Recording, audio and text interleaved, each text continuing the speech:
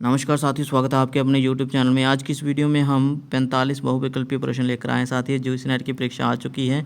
बहुत जल्द admit card जो है डल जाएंगे वेबसाइट पर। तो साथियों, यदि आप मास्टर कैडर की तैयारी भी कर रहे हैं तो ये वीडियो आपके लिए लाभदायक सिद्ध हो सकती है। तो साथियों, अधिक समय लेते हुए चलिए पढ़ते हैं प्रश्नों को। तो हमारे समक्ष पहला प्रश्न है कि दार्शनिक दृष्टि से किसे द्वंद्वात्मक भौतिकवाद कहा जाता है। साथियों, तो दार्शनिक दृष्टि से साथियों आपको बता दूं कि मार्क्सवाद को ही कहा जाता है। बिल्कुल सही उत्तर आएगा यहाँ पर। द्वंद्वात्मक भौतिकवाद मार्क्सवाद को कहा जाता है। मार्क्सवाद को अगर हम दार्शनिक फिलोसफी के क्षेत्र में डिस्कस करें तो इसको द्वंद्वात्मक भौतिकवाद कहा जाता है। राजनीति क्षेत्र में डिस्कस करें मार्क्सवाद को तो साथियों साम्यवाद कहा जाता है। तो यदि हम समाज के क्षेत्र में इसको डिस्कस करें, इसकी व्याख्या करें तो साथियों इसको समाजवाद कहा जाएगा। और वहीं अगर हम साहित्यिक क्षेत्र में देखें इसको तो इसको कहा जाता है प्रगतिवाद। सही, ठीक है सर। तो अगला प्रश्न इसी से संबंधित है, देख लीजिए। राजनीति में मार्क्सवाद साम्यवाद के रूप में है तो साहित्य में वही क्या होगा, मतलब क्या कहा जाएगा साहित्य में। तो साथियों फलतिवाद, अस्तित्ववाद, मनोविश्लेषणवाद, प्रगतिवाद अभी डिस्कस करा हमने साथियों, तो प्रगतिवाद आएगा। अगले प्रश्न पे चलते साथियों। प्रगतिवाद, साथियों निशानी लगा लीजिए, प्रगतिवाद आएगा दूसरे का डी। तो मैंने नहीं लगाई है, जल्दी से हमने ये वीडियो ख़त्म करना है क्योंकि बहुत लंबी वीडियो बन जाती है, फिर आप भी समय निकाल कर आएँ। साथियों अगले प्रश्न पे चलते हैं। कामेच्छाओं का दमन और उससे उपजी कुंठा मनुष्य के आचरण व्यवहार को प्रभावित करती है। सिगमंड फ्राइड का यह सिद्धांत जाना जाता है, किससे जाना जाता है साथियों। सिगमंड फ्राइड ने मनोविश्लेषणवाद पर थ्योरी दी थी अपनी, ठीक है, तो यौनवाद माना जाता है। ठीक है साथियों, अगले प्रश्न पर चलते साथियों। चौथा प्रश्न यूजी नेट की दृष्टिकोण से बहुत इंपॉर्टेंट प्रश्न है। मनोविश्लेषणवाद लगा हुआ सिलेबस में, मास्टर कैडर के लिए नहीं है ये प्रश्न। ठीक है साथियों, जो जब प्रश्न आएगा मास्टर कैडर के लिए वो भी बता देंगे इंपॉर्टेंट। मनोविश्लेषणवाद का जन्मदाता कौन है साथियों। यदि आपने PS टेट, सी टेट, अन्य टेट भी दिया हुआ है कोई भी स्टेट का, तो अब आपने मनोविश्लेषणवाद पढ़ा होगा। तो साथियों फ्राइड को माना जाता है, निस्संदेह इसके ऊपर टिक लगाएंगे। अगला प्रश्न साथियों, अस्तित्ववाद चिंतन को साहित्यिक ख्याति प्रदान करने वाले कौन थे साथियों। 3 ऑप्शन बिल्कुल दिए गए हैं जहाँ पर चौथा ऑप्शन इनमें से कोई नहीं। तो पहला आएगा साथी योपाल सत्र, आपने सुना होगा इसका नाम। 1905 ईस्वी में इनका जन्म माना जाता है, ठीक है, और फ्रांस से, मेरे ख्याल से फ्रांस से हैं। तो अगले प्रश्न पर चलते साथियों। अगला प्रश्न क्या है, किस कवि की रचनाओं में लोक जीवन के बिंबों को पूरी सजीवता और गतिशीलता से व्यक्त किया गया है। ठीक है, किस कवि ने अपनी रचनाओं में लोक जीवन और बिंबों को पूरी सजीवता और गतिशीलता से व्यक्त किया है साथियों। जो सही ऑप्शन आएगा आपको बता दूं, जो सही ऑप्शन है वो नागार्जुन आएगा। ठीक है साथियों, अगले प्रश्न पर चलते हैं साथियों। जो मास्टर कैडर के लिए प्रश्न आ रहे हैं अभी आगे, ठीक है। प्रगतिवादी धारा को हमने बताया आपके लिए, आपको बता दूं साथियों प्रगतिवादी धारा का मुख्य विषय क्या था। जो जनता शोषित हो रही थी पूंजीवाद के द्वारा, तो शोषित जनता के लिए आवाज़ उठाई जा रही थी कविताओं में, कवियों के द्वारा उस वक्त के। ठीक है साथियों, तो प्रगतिवाद कविता के काल में प्रगति चित्रण या सौंदर्य का कवि किसे कहा गया है साथियों। आपको बता दूं मुझे कहा गया है केदारनाथ अग्रवाल को। ठीक है, प्रगति चित्रण या सौंदर्य की कविताएं उनमें बहुत ज़्यादा लिखी उन्होंने। साथियों आपको बता दूं कि केदारनाथ अग्रवाल प्रगतिवादी कवियों में गिने जाते हैं। इसके अतिरिक्त प्रयोगवादी कवियों में भी गिने जाते हैं। आपको साथियों बता देता हूं कि केदारनाथ अग्रवाल की एक कविता CBSE में लगी हुई है। CBSE 9th कक्षा, मतलब 9वीं कक्षा में कोर्स A क्षितिज में लगी हुई है। और चंद्र गहना से लौटती बेर, अभी हो सकता है कटवा दी हो क्योंकि सिलेबस कम हो गया है CBSE का। तो उसके चंद्र गहना से लौटती बेर, वो लौटती बेर मतलब चंद्र गहना एक गांव का नाम है, उससे लौटती बार, बेर को मतलब बार भी कहा जाता है, पर्यायवाची शब्द। तो क्यों बता रहा हूँ, क्योंकि ये कविता है बहुत इंपॉर्टेंट है, CBSE ने अपने सिलेबस में लगाई हुई है और काफ़ी अच्छा लिखते हैं साथियों जी। ठीक है साथियों, अगले प्रश्न पे चलते हैं साथियों। 7 प्रश्न हमने कर लिए। तो साथियों हमारे पास 8वां प्रश्न है, इसको पढ़ लेते हैं। बहुत धैर्य से पढ़िएगा, तो माफ़ करिएगा थोड़ा सा धुंधला आपको दिखाई दे रहा होगा, लेकिन बोल देता हूँ। प्रयोगवाद का मूल आधार क्या है। तो सामूहिकता, एकांतवादिता, व्यक्तिकता, और इनमें से कोई नहीं साथियों, व्यक्तिकता आएगा। ठीक है साथियों, तो अगला थोड़ा सा छोटा कर लेता कि आपको दिखाई दे अच्छी तरह से। ठीक है साथियों, माफ़ करिएगा थोड़ा सा धुंधल दिखाई देगा आपको। अगला प्रश्न, 9वां प्रश्न, समकालीन कविता के प्रवर्तक कौन हैं। नेमी चंद्र जैन, कुंवर नारायण सिंह, वीरेंद्र कुमार जैन या डॉक्टर विश्वनाथ उपाध्याय। डॉक्टर विश्वनाथ उपाध्याय बिल्कुल सही उत्तर आएगा। अगले प्रश्न पे चलते साथियों। अकविता आंदोलन के प्रमुख कवि कौन से हैं। प्रमुख माना गया है साथियों, प्रवर्तक नहीं। तो साथियों पिछला प्रश्न क्या था, समकालीन कविता। ठीक है, समकालीन कविता, अकविता, बीट कविता। ठीक है साथियों, एक ही पर्यायवाची नाम है, जे आप स्ठोत्री कविता भी इसको जान सकते हैं। ठीक है, स्ठोत्री कविता साथियों 1960 से लेकर 1960 से 1980 तक का दौर जो था वो ये कविता का दौर ही माना जाता है। तो इसमें से अभी पूछा गया है कविता आंदोलन के प्रमुख कवि साथी धूमिल, राजकमल चौधरी, सौमित्र मोहन साथियों ए और बी दोनों आएंगे। डी में धूमिल भी हैं, राजकमल चौधरी भी आएगा इसका उत्तर सही का साथियों। अगले प्रश्न पे चलते साथियों 11वां प्रश्न है। तो 11वें प्रश्न को पढ़ लेते हैं। अमल धवल गिरी के शिखरों पर बादल को गिरते देखा है, छोटे छोटे मोती जैसे अतिशय शीतल बारी कणों को। तो उपयुक्त पंक्तियाँ किसकी हैं? तो बादल को गिरते देखा है, जब ये पंक्ति आ गई तो समझ लीजिए कि नागार्जुन की कविता है। साथियों यदि आपने पंजाब यूनिवर्सिटी से अपनी स्नातकोत्तर की उपाधि प्राप्त की है, एमए की प्राप्ति की है उपाधि, तो जो आपको पता होगा कि नागार्जुन को हिंदी साहित्य अर्थात एमए हिंदी में लगाया गया है पंजाब यूनिवर्सिटी के सिलेबस में। ठीक है साथियों, 12वां प्रश्न है साथियों, इसको डिस्कस कर लेते हैं। तो क्या है प्रश्न कि इन संप्रदाय दैत्यों के बिकट खो वह नहीं चाहते पिता तुम्हारे श्राद्ध ओहो। तो साथियों 12वां प्रश्न है, जो सही उत्तर आएगा मतलब नागार्जुन की किस कविता से हैं। तो साथियों ये पंक्तियाँ जो हैं याद कर लीजिए, जो रतन गर्भ कविता संग्रह से उनकी हैं। और साथियों रतन गर्भा नाम का एक उपन्यास भी है जो अमृतलाल नागर ने लिखा था। तो कंफ्यूज मत होइएगा, रतन गर्भ जो है कविता संग्रह ये नागार्जुन का है। अगला प्रश्न है साथियों, घनी रात बादल रिमझिम है, दिशा मूक निस्तब्ध वनातर व्यापक अंधकार में सिकुड़ी सोई नर की बस्ती भयंकर। साथियों किसकी काव्य पंक्तियाँ हैं साथियों, ये भी काफ़ी इंपॉर्टेंट है, पढ़ना है इसको। तो साथियों आपको बता देता हूँ इसका सही विकल्प पढ़ लेते हैं पहले। तो साथियों विकल्प मुक्तिबोध, सियाराम शरण गुप्त, मैथिली शरण गुप्त के भाई हैं सियाराम शरण गुप्त, सोहन लाल द्विवेदी, इनमें से कोई नहीं। साथियों मुक्तिबोध की पंक्तियाँ थी वह है। अगले प्रश्न पे चलते हैं। जिस देश प्राणों की जलन में एक नूतन स्वप्न का संचार हो, ओ हृदय मेरे उस ज्वलन की भूमि में विच जा स्वयं ही। तो साथियों किसकी काव्य पंक्तियाँ हैं साथियों ये, तो किस कविता से हैं मुक्तिबोध की। तो साथियों जो सही उत्तर आएगा वो आएगा खोल आँखें। ठीक है साथियों, याद कर लीजिएगा, अक्सर परीक्षाओं में पूछी जा सकती हैं। 15वां प्रश्न है साथियों, ये देख लेते हैं। ठीक है, इसको देख लेते हैं अच्छी प्रकार से। 15वें प्रश्न में क्या पूछा जा रहा है कि क्षण भंगुरता के इस क्षण में जीवन की गति जीवन का स्वर 200 वर्ष आयु यदि होती तो क्या अधिक सुखी होता नर। साथियों बहुत अच्छी पंक्तियाँ हैं साथियों, ये किसकी काव्य पंक्तियाँ हैं, ये मुक्तिबोध की काव्य पंक्तियाँ हैं साथियों, याद कर लीजिएगा, परीक्षा में पूछी जा सकती हैं। 16वां प्रश्न साथियों, दोनों जो अपने बीच एक दीवार बनाए रहते हैं, मैं कब कैसे उनके अनदेखे सेंध लगा दूं, जा भर विस्फोट उसे उड़ा दूं। साथियों किसकी काव्य पंक्तियां हैं, तो अज्ञेय, केदारनाथ अग्रवाल, मधुसूदन पांडे या उपरोक्त में से कोई नहीं। साथियों मैं आपको बता दूं अज्ञेय की काव्य पंक्तियां हैं साथियों, बहुत इंपॉर्टेंट काव्य पंक्तियां हैं, याद कर लीजिए, परीक्षा में पूछी जा सकती हैं। 17वां प्रश्न साथियों हमारे समक्ष आ गया है, किंतु हम है द्वीप, हम धारा नहीं स्थिर समर्पण है हम सदा से द्वीप स्रोत बनी के। साथियों मास्टर कैडर हो यूजीसी नेट के लिए अभी जो प्रश्न आ रहे हैं साथियों सभी के सभी मास्टर कैडर के लिए इंपॉर्टेंट है, यूजीसी नेट की परीक्षा के लिए, अन्य साहित्यिक हिंदी परीक्षाओं प्रतियोगिताओं के लिए इंपॉर्टेंट है साथियों। ये द्वीप जब आ गया द्वीप शब्द, तो साथियों ये अभी इसके ऑप्शन पढ़ने की जरूरत ही नहीं। अज्ञेय की कविता है नदी के द्वीप उनका जो नाटक भी माना जाता है। ठीक है, नदी के द्वीप साथियों ये आपको बता दूं इसमें से उद्धृत की गई काव्य पंक्तियाँ हैं साथियों। आपने अभी हमें बताना है नदी के द्वीप उनका जो नाटक है वो कब प्रकाशित हुआ था। ठीक है साथियों, ये होमवर्क आपको मैंने अभी दिया। ठीक है साथियों, होमवर्क जो है ये मैंने दिया, नदी के द्वीप उनका नाटक संग्रह, माफ़ करिएगा, नाटक उनका कब प्रकाशित हुआ।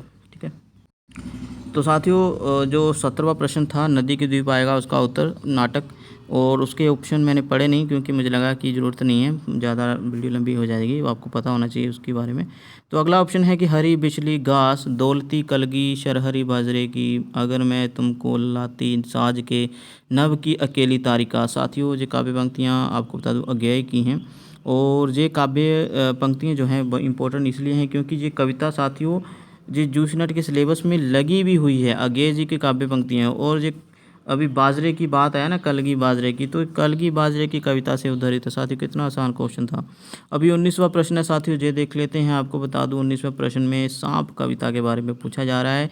सांप कविता इसको पढ़ना बहुत लाजमी हो जाता है साथियों, बहुत इंपॉर्टेंट कविता उन लोगों के बारे में लिखी गई हैं जो समाज में तो रहते हैं लेकिन सामाजिक व्यवहार नहीं कर पाते हैं, समाज में एक सांप की तरह वो हमेशा किसी न किसी को काटने को तैयार रहते हैं।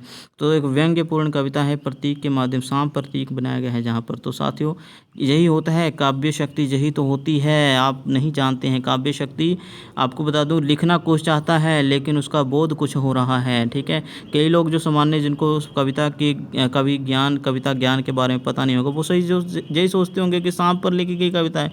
ये बिल्कुल नहीं, सांप को एक प्रतीक बनाया गया है, और जो समाज में जो लोग विद्यमान हैं और हमेशा ही एक दूसरे को काटने को तैयार रहते हैं, उनके ऊपर व्यंग्य के रूप में ये कविता लिखी है गे जी ने। तो सांप तुम सभ्य तो हुए नहीं, नगर में बसना भी तुम्हें नहीं आया, एक बात पूछूं उत्तर दोगे, तब कैसे सीखा डसना, विष कहाँ से पाया। तो साथियों, क्या पूछा जा रहा है इसमें, उपरोक्त काव्य पंक्तियां अज्ञेय की किस काव्य संग्रह से ली गई हैं। साथियों, ये आपको मैं होमवर्क दे रहा हूँ, ठीक है। ये मैं आपको होमवर्क दे रहा हूँ, अभी हमें कमेंट सेक्शन में जाके बताइए कि किस काव्य संग्रह से ली गई हैं, ठीक है। हो सकता है जो ऑप्शन जहाँ पर गलत हो अपनी ओर से ढूंढिए, गूगल करिए, कहीं से भी खंगालिए। जब आप खुद खंगालेंगे काव्य पंक्तियों को तो ज़्यादा अच्छा रहेगा, ठीक है, आपको लंबे समय तक याद रहेंगी, ठीक है साथियों। तो अगला प्रश्न है साथियों, जो काव्य पंक्ति है इसमें भी देख लीजिए। काव्य पंक्तियाँ बहुत बार आ रही हैं, अक्सर परीक्षा में पूछी जाती है, इसलिए हमेशा ये नहीं पूछा जाएगा कि इसकी कौन सी पुस्तक है, वो प्रश्न आगे आएंगे साथियों। 45 प्रश्न लेकर आए हैं, बहुत मिश्रण सा बनाकर लाए हैं, ठीक है साथियों। जो पेपर एक आपके साथ डिस्कस कर रहे हैं, यूजीसी नेट का परीक्षा का मॉडल टेस्ट पेपर हम कह सकते हैं। तो साथियों, कविताएं जो है यदि आप पढ़ रहे हैं, ये हमारे साथ ये वीडियो आप देख रहे हैं, तो आपको कहीं ना कहीं गैस करना बहुत आसान आ जाएगा, ठीक है साथियों। अगले प्रश्न पर चलते हैं। 20वां प्रश्न है, मेरी कविता में उषा के भीतर मेरी मृत्यु भी लिखी, चिड़िया के भीतर है मेरी राष्ट्र भावना, बच्चों में दुख। तो किसकी काव्य पंक्तियाँ हैं, रघुवीर सहाय, केदारनाथ अग्रवाल, मुक्तिबोध, कुंवर नारायण। तो साथियों, सही ऑप्शन जो है वो मैं आपको बता देता हूँ, ये कुंवर नारायण की काव्य पंक्तियाँ हैं, ठीक है साथियों, याद रखिएगा। अगले प्रश्न पे चलते हैं साथियों। क्या है, पूछा जा रहा है, सुनो वह कहता है मेरा प्रतिनिधि, मेरी हत्या की करुणा कथा, मैं कि जो अन्यत्र भीड़ में मारा गया था, ठीक है साथियों। ये इंपॉर्टेंट काव्य पंक्तियाँ हैं। तो किसकी काव्य पंक्तियाँ हैं साथियों, आपको बता देता हूँ कि ये रघुवीर सहाय की काव्य पंक्तियाँ हैं। और अजय होमवर्क हमें आप बताइए कि किसकी हैं, ठीक है। ये होमवर्क आपको हम दे रहे हैं। हो सकता है इसमें से ऑप्शन बिल्कुल गलत हो सकता है इसमें से डी ऑप्शन ही हो, इसमें से कोई नहीं, तो डी ही बता दीजिएगा। लेकिन हमें ये बताइए कि किस काव्य संग्रह से हैं उनकी ये पंक्तियाँ, ठीक है, किस कविता में से हैं। अगला प्रश्न है साथियों, ये देख लेते हैं। 22वां प्रश्न है, बहुत ही इंपॉर्टेंट प्रश्न है। मैं देखता रहा हर तरफ ऊब थी, शशे था नफरत थी, मगर हर आदमी अपनी ज़रूरतों के आगे असहाय था। तो साथियों, एक कुंठा दिखाई गई है आम आदमी की, ठीक है साथियों। तो ये आम आदमी की कुंठा का विषय जो था किस कविता काल में था, तो साथियों प्रगतिवाद में बिल्कुल नहीं था। प्रगतिवाद में तो शोषण वर्ग के लिए मतलब शोषण वर्ग, मतलब जिनको शोषित किया जा रहा था, ठीक है, जिनका एक्सप्लॉइट किया जा रहा था, जिनको पूंजीपतियों के द्वारा बहुत ज़्यादा तंग किया जा रहा था, उनके लिए कविता होती थी प्रगतिवाद में। प्रयोगवाद में नवीनता है, फिर अहंवादिता है, स्वार्थपरता है, नए नए प्रयोग हैं, व्यक्तिनिष्ठता है, हमने पीछे पढ़ा अभी, ठीक है साथियों।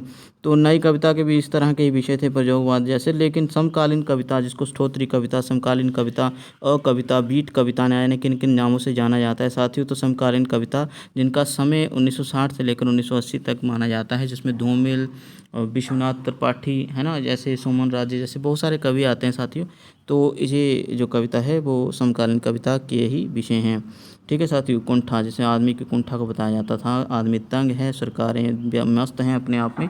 तो 23वां प्रश्न है साथियों, इसको पढ़ लेते हैं। समाजवादियों के बद शक्ल चेहरे, एटमी धुएं के बादलों से गहरे, क्षितिज पर छाए हैं जापान को ध्वस्त कर, ईरान को मार कर। साथियों 23वां प्रश्न, और किसकी काव्य पंक्तियाँ हैं साथियों, ये है जो जानना बहुत आवश्यक हो जाता है। जो ये साथियों आगे माफ़ करिएगा, जो केदारनाथ अग्रवाल की कविता है, ठीक है, अग्रवाल की कविता है, केदारनाथ अग्रवाल की। 14वां प्रश्न है साथियों, इसको पढ़ लेते हैं। माफ़ करिएगा, जी हाँ, 24वां प्रश्न है, तो इसको पढ़ लेते हैं साथियों।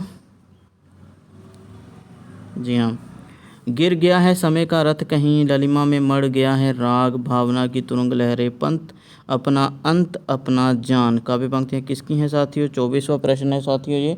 तो काव्य पंक्तियाँ साथियों आपको बता देता हूँ, ये काव्य पंक्तियाँ जो हैं वो हैं शमशेर बहादुर सिंह की, याद कर लीजिएगा।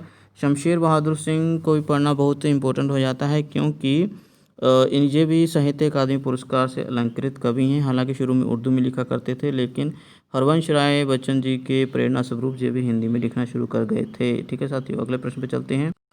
अगला प्रश्न है साथी, दोनों जो अपने बीच एक दीवार बनाए रहते हैं, मैं कब कैसे उनके अनदेखे इनमें सेंध लगा दूं या भर विस्फोट उसे उड़ा दूं। साथियों किसकी काव्य पंक्ति हैं? जी हाँ, जे अज्ञेय की काव्य पंक्ति है जी साथियों। ठीक है, अगले प्रश्न पर चलते हैं हम। अगले प्रश्न में क्या पूछा जाए साथियों? सूची दी गई है, कूट को मिलाना है। तो हम ऑप्शन पर नहीं जाएंगे, हम ऐसे ही आपको बता देंगे कि सही ऑप्शन क्या है। ठीक है साथियों, तो जो सही ऑप्शन आएगा उसको हम बाद में डिस्कस करते हैं, लेकिन पहले कूट मिला लेते हैं जी। ठीक है, तो देख लेते हैं नीरेश मेहता जी। एक सारे के सारे साथियों आपको बता दूं कि 7-8 सप्तक कवि हैं, 3 सप्तक निकाले गए थे अज्ञेय जी के द्वारा। तो साथियों देख लेते हैं, हालांकि 4 निकाले गए थे। ठीक है, तो पहला नीरेश मेहता जी आ जाएगा शहंशाह की एक रात। ठीक है, धर्मवीर भारती, अंदाज युग, नेमी चंद्र जैन जी आ जाएगा एकांत, और कुबन रायन चक्रव्यूह। ठीक है जी, आ जाएगा इससे। तो क्या बन गया जी? कूट क्या बना? कूट बना पहले का तीसरा, दूसरे का पहला, पहले का तीसरा, दूसरे का पहला, ये आ गया कूट हमारा। बी ऑप्शन बिल्कुल सही होगा। ठीक है, ये जुड़ता चला जाएगा, और तीसरे का दूसरा तो था ही, ये ऑप्शन नंबर बी आएगा, बिल्कुल दुरुस्त आएगा साथियों। अगले प्रश्न पे चलते हैं।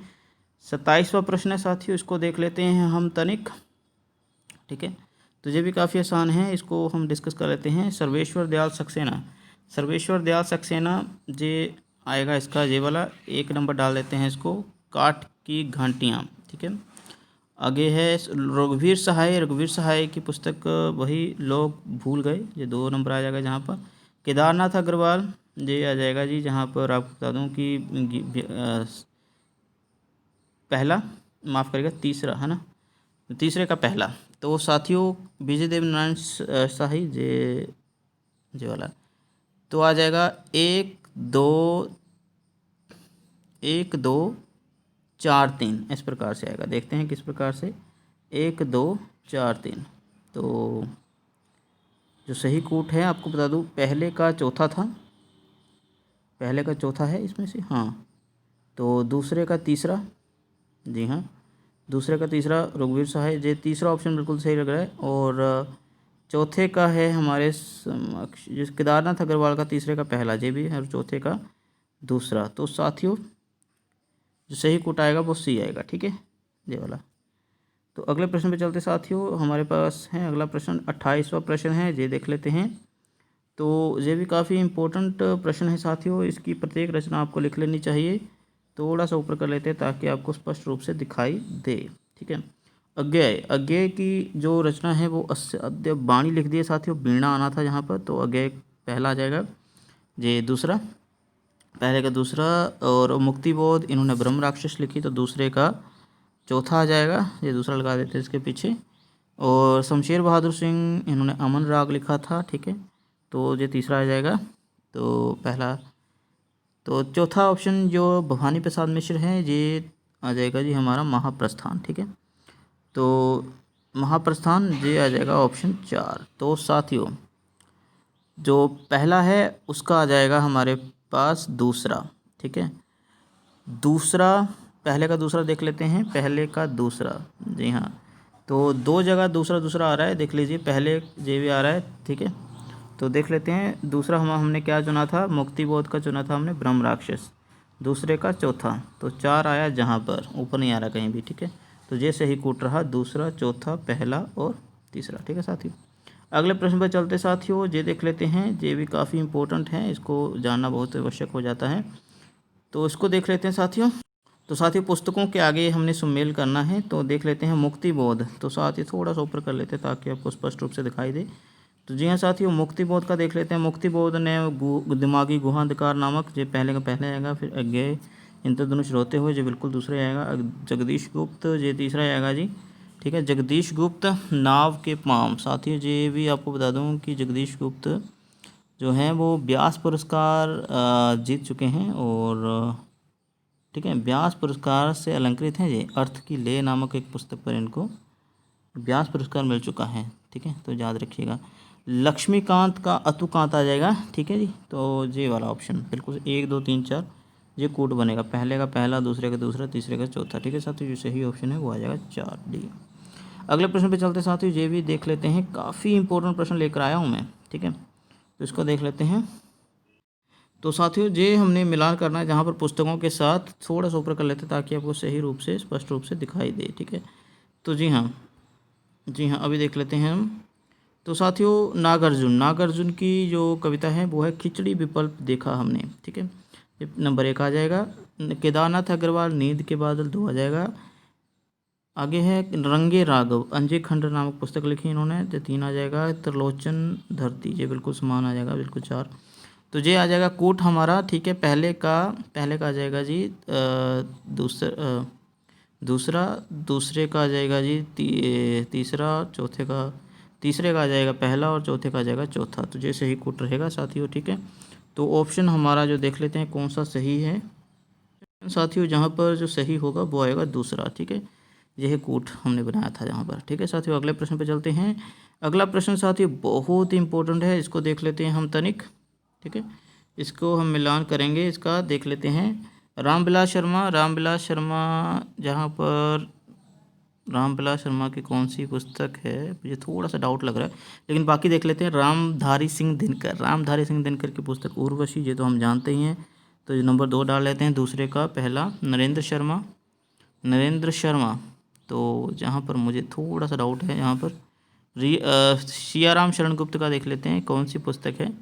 तो सियाराम शरण गुप्त साथियों, इनकी जो पुस्तक है यहाँ पर वो आएगी, इसमें थोड़ा सा कन्फ्यूज़न मुझे भी हो रहा है क्योंकि कूट जो है वो मैंने भी पहले नहीं देखी है। रामविलास शर्मा साथियों, ये सही आएगा यहाँ पर। तो साथियों आपको बता दूं कि ये जो हमने कूट चुना था रामधारी सिंह दिनकर का, ये तो वैसे ही आएगा 2, लेकिन जहाँ पर गलती ये हो रही थी कि आपको बता दूं साथियों, गलती जो हो रही है हमारे, क्योंकि मैं ये जानता हूँ कि सियाराम शरण गुप्त ने मृषमयी नाम से कोई नहीं लिखी, मृणमयी लिखी है। ठीक है, ये थोड़ी सी गलती जहाँ पर पहचानने में हो रही थी, तो जहाँ पर मृणमयी आएगा। ठीक है, मृणमयी, ये मिस्टेक जहाँ पर हो गई टाइपिंग में। ठीक है, तो अभी क्या है, रामधारी सिंह दिनकर उर्वशी, ये तो आप जानते होंगे, खंड काव्य इनका। तो सियाराम शरण गुप्त का आ जाएगा मृणमयी, जहाँ पर मृणमयी है साथियों, ये देख लीजिएगा 4। और नरेंद्र शर्मा, इन्होंने एक काव्य लिखा उत्तराजय। ठीक है, उत्तराजय, ये आ जाएगा तीसरा। और जो रामविलास शर्मा है उनका रूप तरंग। ठीक है, ये वाला, तो जो सही कूट है वो आ जाएगा हमारे समक्ष साथियों बी। ठीक है, बी बिल्कुल सही है। साथियों आगे चलते हैं, 32वां प्रश्न है साथियों, बहुत इंपॉर्टेंट प्रश्न लेकर आए हैं साथियों, देख लीजिए, ये सबके लिए इम्पोर्टेंट है साथियों। ठीक है, तो पढ़ना बहुत ही इम्पोर्टेंट है। रामेश्वर शुक्ल अंचल, और उसके बाद सोहनलाल द्विवेदी, श्याम नारायण पांडे, उदय शंकर भट्ट। ठीक है साथियों, तो आज चारों ही बहुत ही इम्पोर्टेंट कवि आलोचक के रूप में भी रहे हैं साथियों। ठीक है, और रामेश्वर शुक्ल अंचल जी का हिंदी साहित्य का इतिहास नामक पुस्तक भी काफ़ी इम्पोर्टेंट है। सोहनलाल द्विवेदी, ये भी काफ़ी इम्पोर्टेंट है साथियों। लेकिन हम पुस्तकों का साथ मिलान करेंगे साथियों उदय शंकर भट्ट।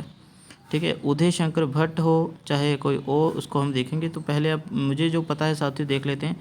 जैसे मुझे यहाँ पर एक पता है, ठीक है, बाकी भी पता है, वैसे जो मुझे अच्छी तरह से पता है वो है श्याम नारायण पांडे ने हल्दी घाटी लिखा। ठीक है साथियों, 4। तो देखते हैं कि एक मुझे पता होने के कारण क्या मैं पूरे के पूरे कूट को मिला सकता हूँ, ये भी देखना बहुत आवश्यक है। ठीक है, तो तीसरे का चौथा, जी हाँ, अभी देखो कि कहीं चौथा और नहीं आ रहा है, मतलब इधर उधर एक ही रेखा में कहीं चौथा नहीं आ रहा है। ठीक है, 4 अंक नहीं आ रहा है, तो जहाँ पर ये कूट जो है सही बैठेगा हमारा। जैसे मुझे एक आती थी, तो हो सकता है कि पूरी की पूरी आपको कूट पता चल जाए। अगर कई बार क्या होता है, एक से काम नहीं चलता, फिर 2 आनी चाहिए कम से कम आपको, ऐसे भी आ जाते हैं। ठीक है, तो जहाँ पर सही कूट बैठेगा, जैसे तीसरे का चौथा मिला दिया, अभी मुझे समझ लो डाउट था, है ना, बाकी प्रश्न में, बाकी मिलान में, तो अभी दूसरा ऑप्शन हमने चुन लिया, अभी पहले का दूसरा आ जाएगा, है ना, पहले का दूसरा, मतलब रामेश्वर शुक्ल अंचल जी का जो सही आएगा वो आएगा पहले का दूसरा। जे आ गया है ना, जे वाला। जी हाँ। तो रमेश्वर शुक्ल अंचल जी का मधुलिका चुन लिया पहले का, हमने तो दूसरा चुन रखा है क्योंकि हमें एक पता है। सोहनलाल द्विवेदी का पहला आ जाएगा कुणाल। ठीक है, कुणाल पुस्तक है उनकी, तो ये भी आप देख लीजिएगा कि एक एक आता है यदि आपको, तो भी आप प्रश्न जो है चुन सकते हैं। ठीक है, और विसर्जन बचा वो उदयशंकर भट्ट का है। ठीक है साथियों, तो ये देख लीजिए, ऐसे एक भी अगर आपको आता हो तो काम बन सकता है। अगले प्रश्न पे चलते साथियों। साथियों ये प्रश्न भी काफ़ी ज़्यादा इम्पोर्टेंट है, बहुत ज़्यादा इम्पोर्टेंट है। ठीक है, तो देख लेते हैं इसको।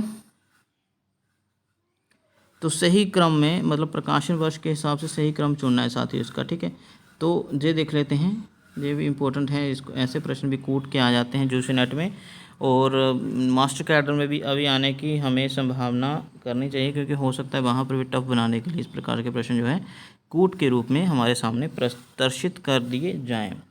तो सही ऑप्शन साथियों, जहाँ पर 4 पुस्तकें दी हैं, सीढ़ियों पर धूप में, चांद का मुंह टेढ़ा है, कितनी नाव में कितनी बार, भूरी भूरी खाक धूल। ठीक है साथियों, तो साथियों इसके बारे में बता देता हूँ कि जो सही ऑप्शन आएगा वो आएगा डी। ठीक है, कितनी नाव में कितनी बार, सीढ़ियों पर धूप में, चांद का मुंह टेढ़ा है और भूरी भूरी खाक धूल। ठीक है साथियों, तो ये आपको पता होना चाहिए किसकी है। ठीक है, कितनी नाव में कितनी बार, ये अज्ञेय की है। अभी साथियों अज्ञेय का जन्म भी सबसे पहले हुआ था, जन्म से भी हम पता लगा सकते हैं। अब अज्ञेय का जन्म माना जाता है 1911 में।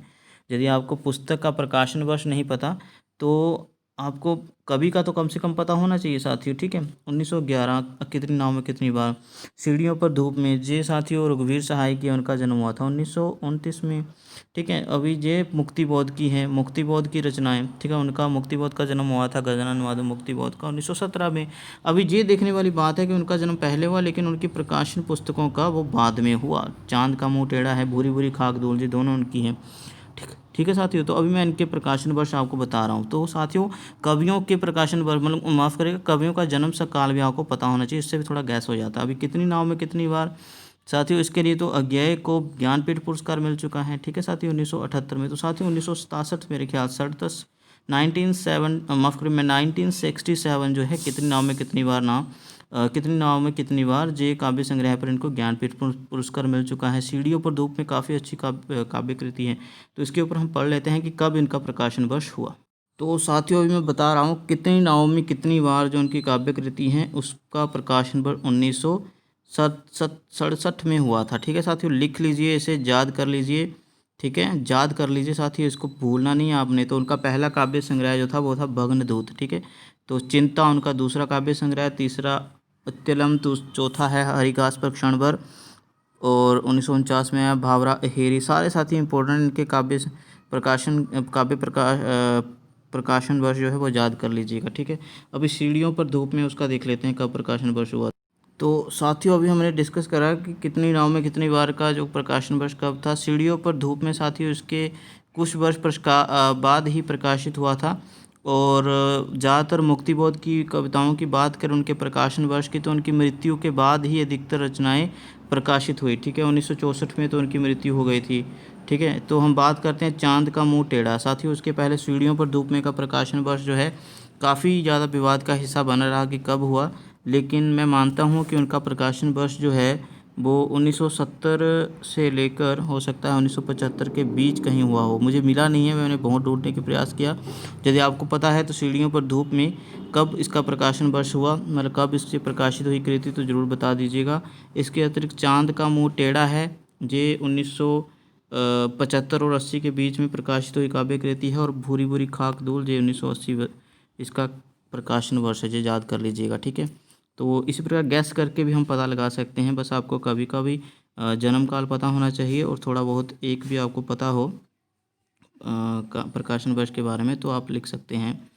ठीक है साथियों, तो साथियों अगला जो क्रम है इसको हमने पहचानना है, ये आपको होमवर्क के लिए मैं दूंगा। ठीक है, तो साथियों ये आपको बता दूं, सारी की सारी रचनाएं जितनी भी दी गई हैं, जहाँ पर 4 रचनाएं, तो ये आपको बता दूं रघुवीर सहाय जी की हैं, और सही कूट चुनना है कि पहली कौन सी थी। ठीक है साथियों, तो प्रश्न अंक है हमारे पास 40, और 5 प्रश्न और हम आपके साथ डिस्कस करेंगे। तो साथियों साहित्य अकादमी पुरस्कार से अलंकृत हैं ये कवि, उनकी रचनाओं के बारे में अक्सर पूछा जाता है। तो साथियों ये प्रश्न आपको बता दें कि जो कूट सही है, जहाँ पर पहले हम रचनाएं पढ़ लेते हैं। लोग भूल गए सीढ़ियों पर धूप में, हंसो हंसो जल्दी हंसो आत्महत्या के विरुद्ध। तो साथियों जो सही ऑप्शन है तो वो आएगा हमारे पास दूसरा, सीढ़ियों पर धूप में आत्महत्या के विरुद्ध, हंसो हंसो जल्दी हंसो लोग भूल गए। ठीक है, तो ये एक प्रकार का एक कविता के रूप में आप याद कर सकते हैं। सही कूट यही आएगा। पहले कौन सा, सीढ़ियों पर धूप में, फिर आएगा आत्महत्या के विरुद्ध, हंसो हंसो जल्दी हंसो लोग भूल गए। एक कविता के रूप में याद कर सकते हैं इसी प्रकार से, यदि परीक्षा में पूछा जा सके। ठीक है, जैसे पूछा भी गया है ये काफ़ी बार। साथियों अगला प्रश्न जो है जी हम आपको होमवर्क के रूप में देंगे। ठीक है, काव्य रचनाओं का कालक्रम, ये तो आप ढूंढ ही सकते हैं। ठीक है, तो जो सही क्रम है वो देख लेते हैं। तो सही क्रम साथियों पहला ही आएगा, क्योंकि मैं उसे जानता हूँ, सागर मुद्रा, पहले मैं सुनाटा बुनता हूँ, महावृक्ष के नीचे। ये तो पता ही है कि सबसे लास्ट में आई रचनाएं थी उनकी। ठीक है, क्योंकि मैं उसे जानता हूँ, ये भी आप याद कर लीजिए। इनका प्रकाशन वर्ष प्रत्येक का आप हमें कमेंट सेक्शन में कमेंट करके ज़रूर बताइएगा। ठीक है साथियों, तो कमेंट सेक्शन में जाकर जरूर बताइएगा। अगले प्रश्न पे चलते हैं साथियों। रचना काल की दृष्टि से निम्नलिखित काव्य रचनाओं का सही क्रम क्या है? तो साथियों जो कुछ पत्ते कुछ चिट्ठियाँ जिस रघुवीर सहाय की है, नदी की बंक पर छाया छाँ जे अज्ञेय जी की हैं। ठीक है, और भूरी भूरी खाक धूल जे आपको हमें अभी बताया मुक्तिबोध की है। तो रघुवीर सहाय अज्ञेय मुक्तिबोध की रचना है। तो सबसे पहले हम ये देखेंगे कि प्रकाशन वर्ष किस कवि का पहला, माफ़ करें किसका जन्मकाल पहला है। रघुवीर सहाय का 1929 में है। भूरी भूरी खाकदूल के रचयिता मुक्तिबोध का जन्मकाल 1917 और अज्ञेय जी का है 1911। तो साथियों अज्ञेय जी सबसे पहले आए हैं ना, लेकिन ये नदी की बंक पर छाँ जो उनकी सबसे बाद में आई रचना है। तो जहाँ पर भी कंफ्यूज होने की बात है हमारे पास। तो साथियों जो सही ऑप्शन है जहाँ पर आपको बता देता हूँ ऑप्शन, आगे भी दो ऑप्शन है साथियों। सही ऑप्शन देख लेते हैं, जे आएगा भूरी भूरी खाकदूल, नदी की बांक पर छाया, कुछ पत्ते कुछ चिट्ठियाँ। ठीक है साथियों, आपको बता दूं साथियों भूरी भूरी खाकदूल का प्रकाशन में 1980 के करीब माना जाता है। लेकिन साथियों ये भी आपको पता होना चाहिए कि नदी की बांक पर छाया, मैंने बोला कि आपको कवि का जन्म काल आपको पता होना चाहिए। लेकिन साथियों यदि उसने जो रचनाएं ही अपने अंतिम काल में लिखी हों, जो प्रकाशित हुई हो उनके मृत्यु के समय, या मृत्यु के निकट के समय में, तो साथियों नदी की बांक पर छाया उनकी अंतिम कृतियों में से एक है। और कुछ पत्ते कुछ चिट्ठियाँ जो रघुवीर सहाय की अंतिम कृतियों में से एक है। माफ़ करेगा यदि ये किसी और की होंगी, हो सकता है किसी और, केदारनाथ अग्रवाल की तो नहीं है, मुझे लगता है जी वहीं नहीं, ये रघुवीर सहाय की ही हैं। तो कुछ पत्ते कुछ चिट्ठियाँ ये आप देख लीजिएगा किसकी हैं। तो साथियों मुझे जहाँ तक लगता है सी ऑप्शन बिल्कुल सही है। ठीक है, तो ये अंतिम रचनाएं हो सकती हैं रचनाकारों की। ठीक है साथियों, अगले प्रश्न पर चलते हैं। 43वां प्रश्न है साथियों, ये पढ़ लेना बहुत आवश्यक हो जाता है। जो हम आपको होमवर्क दे रहे हैं वो भी आप याद कर लीजिएगा साथियों, वो लिख दीजिए जाकर हमारे कमेंट सेक्शन में जाकर। जो पहले उत्तर देगा उसका हम उत्तर पिन कर देंगे, सबसे ऊपर उसी का उत्तर लहराएगा। तो 43वां प्रश्न, रचना काल की दृष्टि से निम्नलिखित काव्य रचनाओं का सही क्रम क्या होने वाला है? तो साथियों सही ऑप्शन आएगा, साथियों आपको बता देता हूँ सही ऑप्शन जहाँ पर आएगा डी, ख्याम की मधुशाला, एकांत संगीत, आकुल अंतर और सतरंगनी। ठीक है साथियों, ये भी आप याद कर लीजिए। उनकी 24 काव्य रचनाएं मानी जाती हैं बच्चन जी की। तो इसको देख लेते हैं तनिक। तो साथियों बच्चन जी की रचनाओं का काव्य प्रकाशन वर्ष जो है वो देख लीजिए तनिक। मधुशाला, मधुशाला की हम बात कर रहे थे, तो वहाँ पर ऑप्शन क्या था, ख्याम की मधुशाला। तो भ्रमित करने की बहुत ज़्यादा कोशिश की जाएगी पेपर में, लेकिन मधुशाला को ही ख्याम की मधुशाला भी कहा जाता है। तो 1935 ईस्वी इनका प्रकाशन वर्ष है, याद कर लीजिए साथियों, पूछा जा सकता है। इसके अतिरिक्त तो अगली पुस्तक जो थी वो साथियों थी हमारे संबंध में, वो थी हमारे साथ एकांत संगीत। ठीक है साथियों, तो एकांत संगीत डी ऑप्शन हमने टिक किया है। तो डी 1939 में आई, 1939 का सही क्रम बिल्कुल सही आएगा। उसके आगे थी आकुल अंतर। ठीक है साथियों, तो आकुल अंतर जी बिल्कुल सही है। ठीक है, 1943 में आई, और फिर उसके आगे सतरंगनी ऑप्शन थी, तो 1945 में। ठीक है साथियों, ये ऑप्शन था, ये सही क्रम आएगा। तो साथियों डी ऑप्शन बिल्कुल सही है। ठीक है, अगले प्रश्न पर चलते हैं साथियों। नागार्जुन की रचनाओं का सही क्रम बताना है साथियों, अभी जो प्रकाशन वर्ष के अनुसार। तो 44वां प्रश्न है, कौन सा कूट नागार्जुन की काव्य रचना के अकॉर्डिंग है, अनुसार है, अनुकूल है। साथियों सही ऑप्शन आपको बता दूं 44वें प्रश्न का, वो आएगा जी,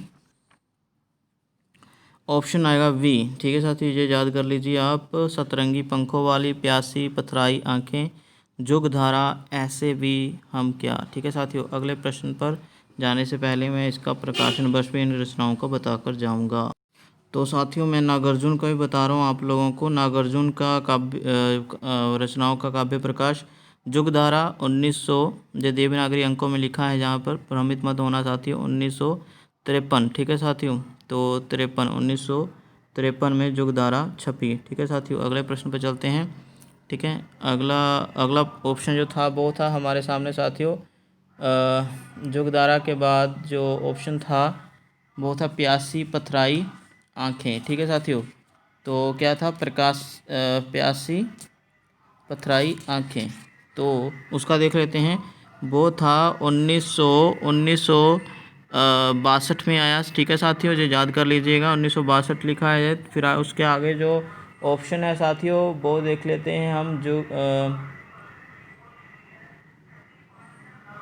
थोड़ा सा विलम्ब हो गया जहाँ पर देख लेते हैं। तो साथियों एक बार फिर से मैं प्रश्न पर आ गया हूँ। पहले तो आपको बता दूँ कि ये सारे के सारे कूट जो दिए गए हैं ये गलत हैं। ठीक है, तो जो सही कूट है इन रचनाओं का, वो मैं माफ़ करेगा जी, हम हरिवंश राय बच्चन पर चले गए। जी हरिवंश राय बच्चन की बात नहीं कर रहा हूँ मैं, नागार्जुन के ऊपर कांटा लगाना था। ये बिल्कुल सही बताया था हमने। ठीक है, ये बिल्कुल सही था, ये ऑप्शन डी इसका बिल्कुल सही था। हम नागार्जुन के ऊपर हम कांटा लगाएंगे।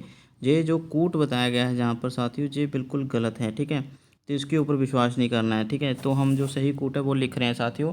पहला आएगा जहाँ पर जुगधारा आएगा। ठीक है साथियों, जुगधारा के बाद आएगा सतरंगी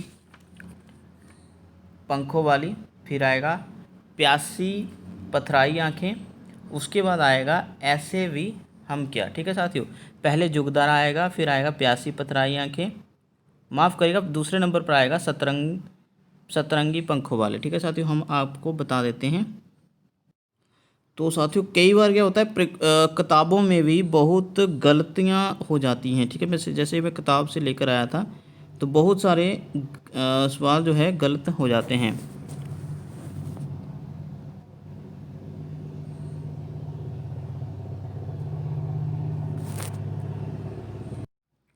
तो साथियों बहुत इम्पोर्टेंट हो जाता है इनको पहचानना। ठीक है, जुगधारा पहले आएगा 1953, मैंने अभी बताया।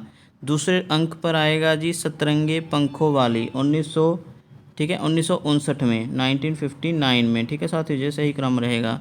तीसरे अंक पर आएगा प्यासी पथराई आँखें 1962 में। ठीक है साथियों, फिर उसके आगे जो सबसे अंत में है उसको देख लेते हैं। उसके माफ़ करिएगा, उसके आगे जो था अंक अंक 10 पर साथियों ये देख लेते हैं, ऐसे भी हम क्या, ऐसे भी तुम क्या। ठीक है साथियों, ये क्रम है 1984 में जो आई थी पुस्तक। ठीक है साथियों, जो भ्रमित नहीं होना, आपको सही बता दिया मैंने।